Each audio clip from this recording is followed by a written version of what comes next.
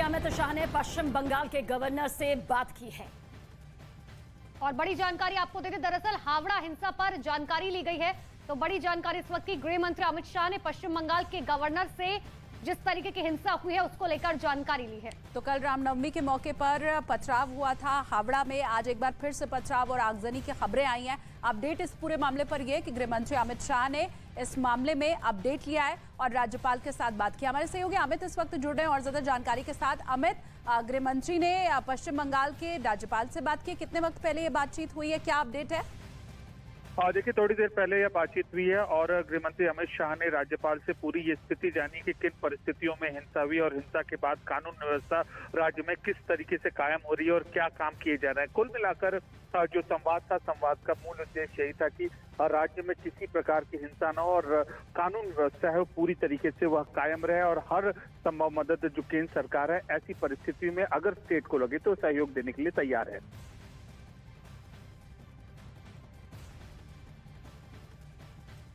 तो हालात फिलहाल काबू में है, लेकिन इतना जरूर कहा जा सकता है कि हावड़ा में जो हिंसा हुई उसे लेकर लगातार अपडेट सामने आ रहे हैं। अमित शाह के जरिए राज्यपाल से इस बाबत बातचीत भी की गई है।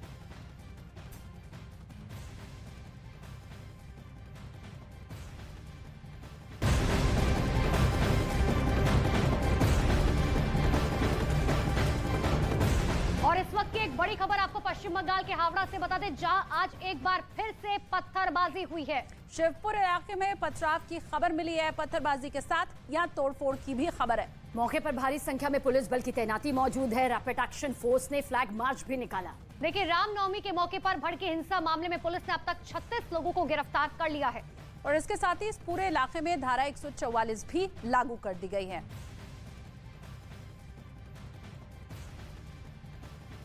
तो जानकारी आप तक पहुंचा दें कि कल ये तस्वीर सामने आई थी, उसके बाद पुलिस बल की जब तैनाती की गई तो मौके पर शांति व्यवस्था नजर आई, लेकिन आज फिर से हिंसात्मक तस्वीर नजर आई जहां पर पत्थरबाजी भी हुई, जहां अब दोगुनी तादाद में पुलिस बल की तैनाती कर दी गई है।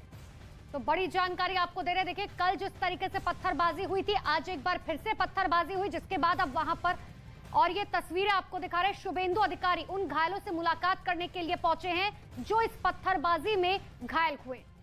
तो ये तस्वीरें आपको पश्चिम बंगाल के हावड़ा से इस वक्त हम दिखा रहे हैं। आज एक बार फिर से यहाँ पर पत्थरबाजी हुई है, पूरे इलाके में धारा 144 लागू कर दी गई है। अभी हालांकि स्थिति सामान्य बताई जा रही है। शुभेंदु अधिकारी इस वक्त निकले हुए हैं और वो लोग जो इस पत्थरबाजी में घायल हुए हैं उनके साथ फिलहाल मुलाकात कर रहे हैं। 45 लोगों को गिरफ्तार भी किया गया है। दरअसल ये इस बिना पर किया गया है कि क्या ये इस उपद्रव में शामिल थे। आशिका हमारी सहयोगी इस वक्त हमारे साथ ज्यादा जानकारी के साथ मौजूद है। आशिका, आप मौके पर मौजूद हैं, क्या कुछ इस वक्त हालात नजर आ रहे हैं? किस तरह से सियासत जोरों पर है और किस तरह से मौके पर इस वक्त किस तरह से शांति व्यवस्था भी दिखाई देती है? तस्वीरें दिखा दूं, शिवपुर थाना है और ठीक थाने के बाहर का ये पूरा इलाका है जहां पर कल भी घटना हुई थी और आज भी घटना हुई है। फिलहाल जो है पुलिस की तरफ से एरिया डोमिनेशन जिसे कह सकते हैं, रूट मार्च कह सकते हैं, वो किया गया है। एडीजी साउथ बंगाल थे, पुलिस कमिश्नर थे, रूरल की जो एसपी हैं वो भी थी यहाँ पर। तो कई अधिकारियों के साथ फिलहाल देखिए जो ट्रैफिक है वो भी खोल दिया गया है इस इलाके का, लेकिन पुलिस बल यहाँ पर जो पूरा इलाका है यहाँ पर मौजूद है और साथ ही साथ जो राइट कम्बैटिंग जो फोर्सेस हैं जैसे कि रैफ है स्टेट पुलिस की, वो भी तैनात की गई है। इसके पहले दोपहर के बाद जो तस्वीर सामने आई थी जहाँ एक बार फिर पत्थरबाजी हुई थी, उसके बाद हालांकि काबू पा लिया गया है, पुलिस का ये कहना है। और साथ ही साथ ये कहना है कि 45 लोग अब तक गिरफ्तार हुए हैं और भी जो ये आंकड़ा है गिरफ्तार होने वालों का ये और भी बढ़ सकता है।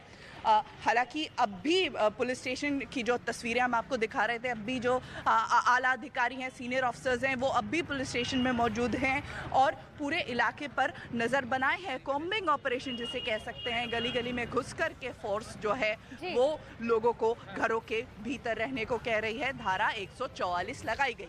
बिल्कुल आशिका, और कल भी इस तरीके की पत्थरबाजी हुई थी, लेकिन सवाल ये भी पूछा जाएगा कि कल भी जब पुलिस फोर्स वहां पर तैनात थी, बावजूद इसके आज भी वहां पर पत्थरबाजी हुई।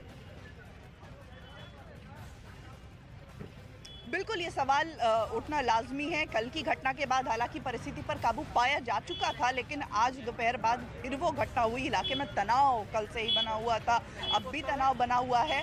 फोर्स इसीलिए भारी संख्या में तैनात है। न सिर्फ हावड़ा पुलिस बल्कि कोलकाता पुलिस को भी बुलाया गया है। देखिए ये रास्ता, ये जो सड़क है इसको खोल दिया गया है। लेकिन जो दोपहर की घटना है, जो पत्थरबाजी हुई, वो तस्वीरें भी हमने दिखाई ठीक वहाँ पर जो तस्वीरें थी। अब फिलहाल परिस्थिति जो है वो काबू में है पुलिस के। बिल्कुल, तो परिस्थिति काबू में है। सीधी तस्वीरें आशिका आपको दिखा रही थी। बहुत शुक्रिया आशिका इस तमाम जानकारी के लिए।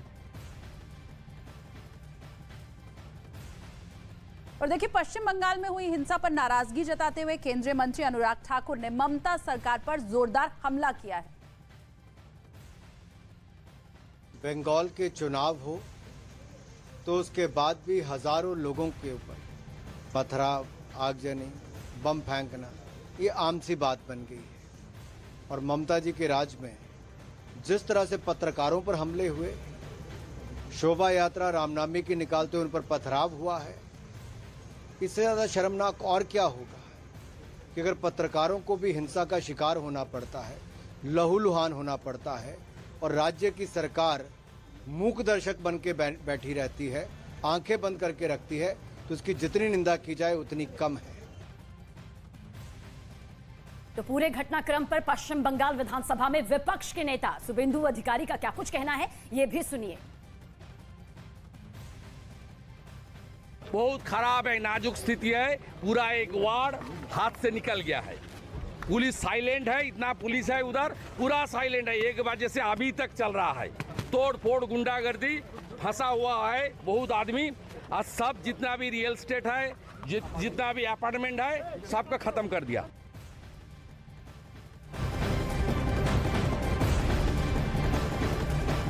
देखिए, उधर रामनवमी के मौके पर पश्चिम बंगाल के हावड़ा में शोभा यात्रा निकालने के दौरान हुई हिंसा के बाद भारी पुलिस बल की तैनाती वहां की जा चुकी है। मामले की जांच कर रहे पुलिस अधिकारी के मुताबिक हिंसा भड़काने के आरोप में 36 लोगों को गिरफ्तार कर पुलिस आगे की कार्रवाई कर रही है।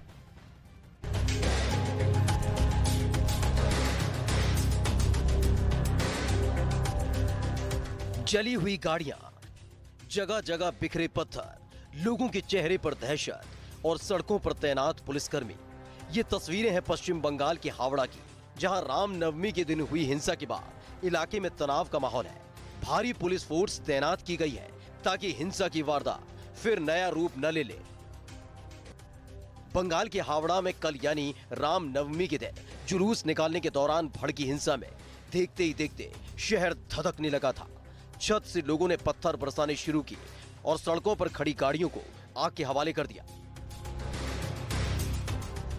जिसके बाद स्थिति को नियंत्रण में लाने के लिए भारी पुलिस बल मौके पर तैनात किया गया। पुलिस ने भीड़ को तितर-बितर करने के लिए आंसू गैस के गोले छोड़े और किसी तरह हंगामे को कंट्रोल किया। मामले की गंभीरता को देखते हुए पुलिस ने फ्लैग मार्च भी निकाला। हालांकि इस हिंसा के लिए बीजेपी ने मुख्यमंत्री ममता बनर्जी को जिम्मेदार ठहराया। जब उनको प्रशासन और पुलिस बंदोबस्त देखना चाहिए था, तो वो राजनीति कर रही थी। बीजेपी ने ममता बनर्जी को उस बयान को लेकर भी घेरा जिसमें उन्होंने मुस्लिम इलाकों से रामनवमी की शोभा यात्रा निकालते वक्त सावधानी बरतने की सलाह दी थी। ये जो वो बात बोले, तभी हम लोगों को मालूम चल गया कि ये जो गोलमाल ये होने वाला है। वहीं सीएम ममता ने दावा किया कि शोभा यात्रा का रूट जानबूझकर बदल दिया गया। उन्होंने ऐसा करने वालों के खिलाफ सख्त कार्रवाई की बात कही।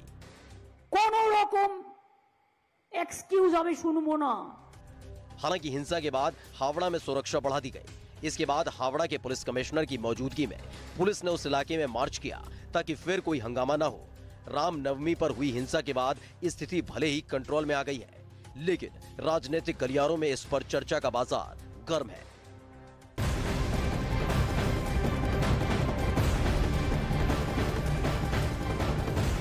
हावड़ा में उपद्रवी सड़क पर हंगामा कर रहे हैं। पुलिस स्थिति को नियंत्रण में करने की लगातार कोशिश कर रही है, लेकिन इसे लेकर सियासत भी खूब हो रही है। बीजेपी इसे ममता सरकार की नाकामी बता रही है। बीजेपी नेता मुख्तार अब्बास नकवी ने ममता सरकार पर हमला बोला और कहा कि ममता सरकार उपद्रवियों को रोकने में नाकाम रही। हमारे साथ बीजेपी के वरिष्ठ नेता और पूर्व केंद्रीय मंत्री मुख्तार अब्बास नकवी साहब। नकवी साहब, ममता बनर्जी धरने पर बैठी हैं संविधान बचाने को लेकर, लेकिन उनके राज्य में दंगे हो रहे हैं। देखो, मुझे क्या लगता है कि जो सरकार और जो पार्टी करने में जीरो हो और धरने में हीरो हो, उसके राज्य में यही दिखाई पड़ेगा। अब दिक्कत यह है कि ये जिस तरह से कम्युनल फोर्सेस का प्रोटेक्शन करती रहीं, प्रमोशन करती रहीं, और उसके बाद इनके राज्य में सीमा पार करके तमाम ऐसी ताकतें जो वहाँ पर आकर के अपने पश्चिम बंगाल के जो है वो सौहार्द को बिगाड़ने की कोशिश करते रहे, सुरक्षा को नुकसान पहुँचाने की कोशिश करते रहे, चुप रहे। अब देखिए, पश्चिम बंगाल में ये कोई पहली दफा नहीं है जब हिंदू त्योहार के ऊपर इस तरह हिंसा भड़की हो। और इससे पहले भी पश्चिम बंगाल की भूमि पर हिंदू तीज त्योहारों के मौके पर इस तरह के बवाल की तस्वीरें भी सामने आ चुकी हैं। आइए आपको दिखाते हैं कब कब पश्चिम बंगाल में ऐसे मौकों पर हिंसा भड़क चुकी है। 1 फरवरी साल 2017 जब सरस्वती पूजा करने के दौरान बंगाल में छात्रों के ऊपर लाठीचार्ज किया गया था। और इसके विरोध में 6 मार्च को बंगाल के उलुबेरिया स्थित तेहट्टा हाई स्कूल के सैकड़ों छात्रों ने मां सरस्वती की मूर्ति के साथ नेशनल हाईवे पर मार्च निकालकर सड़क जाम कर दिया था। इतना ही नहीं, 11 अप्रैल साल 2017 में भी पश्चिम बंगाल के बीरभूम जिले के सिवड़ी में हनुमान जयंती के जुलूस पर पुलिस ने लाठीचार्ज किया था। उसी साल ठीक ऐसी एक और घटना हावड़ा में भी हुई थी, जहां पर पुलिस की अनुमति के बिना जुलूस निकालने पर हिंसा भड़क गई थी। वहीं साल 2018 में पश्चिम बंगाल के आसनसोल में रामनवमी का जुलूस निकालने के दौरान 2 समुदायों में हिंसा और आगजनी हुई थी। और वहीं बीजेपी नेता अमित मालवीय ने भी रामनवमी के मौके पर बंगाल में हुई हिंसा को लेकर एक ट्वीट किया है और ममता सरकार पर जमकर निशाना साधा। और देखिए उन्होंने ट्वीट में क्या कुछ लिखा है, ये आपको बताते हैं। उन्होंने लिखा, हावड़ा में हालात पूरी तरह से काबू से बाहर हो गए हैं, भीड़ हिंसक होती जा रही है और रामनवमी शोभा यात्रा पर हमले के बाद हावड़ा के शिवपुर इलाके में ताजा हिंसा भड़क उठी है। मीडिया पर हमला किया गया है, कानून व्यवस्था राज्य का विषय है और बंगाल की गृह मंत्री ममता बनर्जी पूरी तरह से विफल रही हैं।